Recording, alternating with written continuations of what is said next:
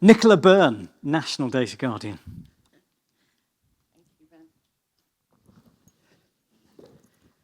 I'm going to get really self-conscious about the level of applause I get after Mark. So I'm going to look at Ryan in my team and say, it's on to you, Ryan, to make sure it's really loud. Thank you very much for having me today. It's been really fantastic listening to all the talks. Really, really super interesting.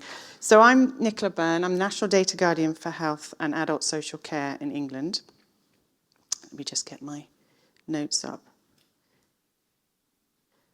I thought it'd be a good idea to just do handwritten notes rather than slides, and I forgot about my writing and the problem of reading my own writing. But for those of you that don't know, which is probably most of you, why would you? But the National Data Guardian role is one that's appointed by the Secretary of State to be an independent advisor to government and the health and care system about all matters concerning people's confidential health and care information. And my own vision in the role, I'm the second National Data Guardian after Dame Fiona Caldicott, is to improve how data is used in terms of improving the quality and sustainability of our health and care system. And to do that by using data in ways that are safe, appropriate, and ethical. And my role in that vision, if you like, as NDG, is to bring expertise and insight into what matters for demonstrably trustworthy use of data to patients and the public, and also professionals. And I do that with a fantastic small team and panel of experts.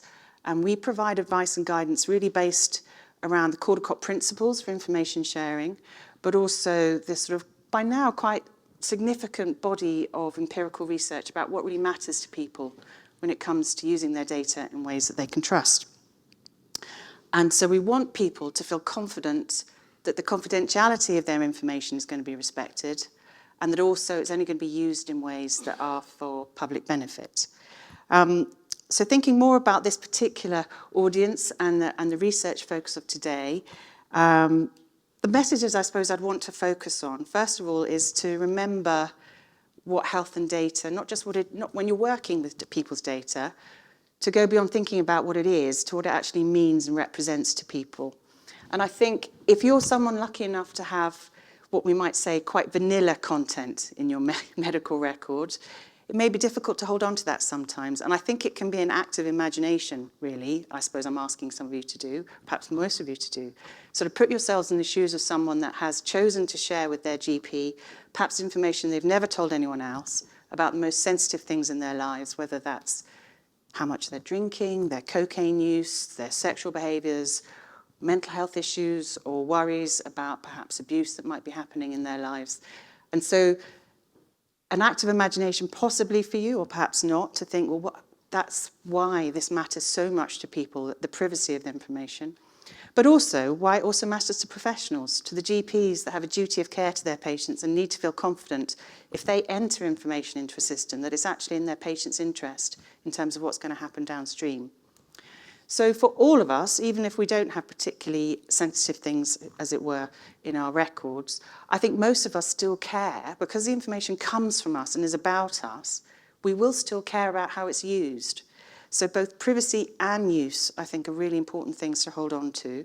And I think people care about the uses of their information, even once it's been anonymized. It's not simply a privacy issue. There's something more fundamental, that this information came from me and I care about how it's going to be used.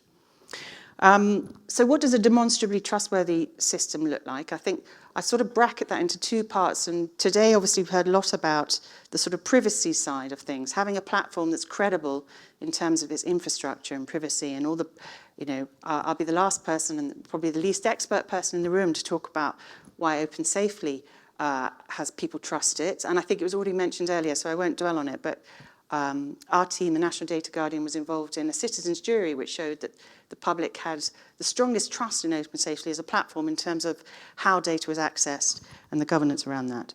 But aside from the credibility of the infrastructure itself and the technology, I think it's really important to think about the credibility of how that platform, how the technology and tools are actually used. So what does that mean? That bit, the people bit, the human bit, the who gets to decide what's actually happening with data.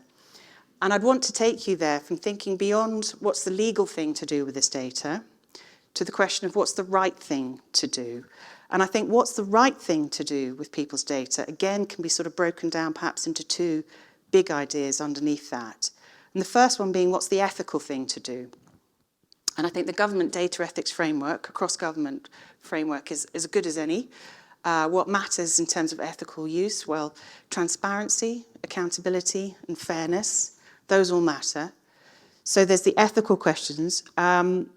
But alongside that, you can think of uses that may be legal, they may be ethical, but that doesn't necessarily, that's the next question I'd want to ask, is the purpose, whether it actually matters or not.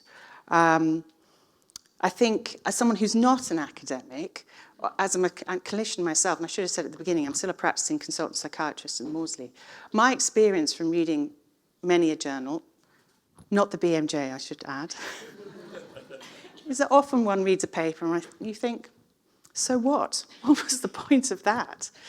You know, it's told us the obvious, and you can't see any evident benefit apart from to that researcher's career in terms of a publication. So I think this coalesces to me around the concept of public benefit. And really, we've done a lot of work in our office. We did some public dialogue work. We've produced guidance around this concept of public benefit to really think about it in a sort of systematic way. Because I think often for researchers, it may feel self-evident to someone that what they're trying to do with data, of course it's for people's benefit, but actually the public may not see it in that way. And I think it's really important that that gets questioned and the public are involved in that. So what does that mean? I suppose public benefit, to break down those two words, both need a bit of focus. The benefit bit, well, to the public, no use of data is going to be seen as beneficial if the risks of that use of data are going to be seen to outweigh the potential benefits. So that takes us down the road of what do the public think are risks in terms of data use? Well, things like privacy, equity. Could the use of data actually negatively impact a community they're in or care about? Safety, safeguards, security, but also commercial interests. Now, our work, and amongst others, has found that people aren't necessarily against commercial involvement when it comes to data use, if there is a credible rationale provided to them about why that's going to happen and why that's necessary, often. And if people can be persuaded that the actual potential private commercial profits are proportionate to the benefit back to the NHS, the value that's going to be generated for us. However, I mean, obviously, how value constituted is a very complex thing, but as a broad headline principle, that question of what comes back. So people do have this, I think we found the public have a very broad, flexible concept of benefit, and I should add that includes worthwhile knowledge generation for its own sake. But those are the things that people are concerned about to make that benefit a net sort of benefit overall. And breaking down, this is my last point I'll make, but breaking down public benefit, the public bit. I think this is where it's really important to have the public actually involved in decision making. So coming back to who is it that gets to say what's going to be a public benefit, what's worth doing, who gets to determine the so what of something is actually this is worth pursuing, and the public needing to be involved in those decisions. And alongside that, making public the outputs of research. So having things like meaningful data registers that online that people can see what's been done with their data, what difference it made. So answering that so what question. So I'll finish there, but yeah. Are we now, can I get some applause? Would that be all right?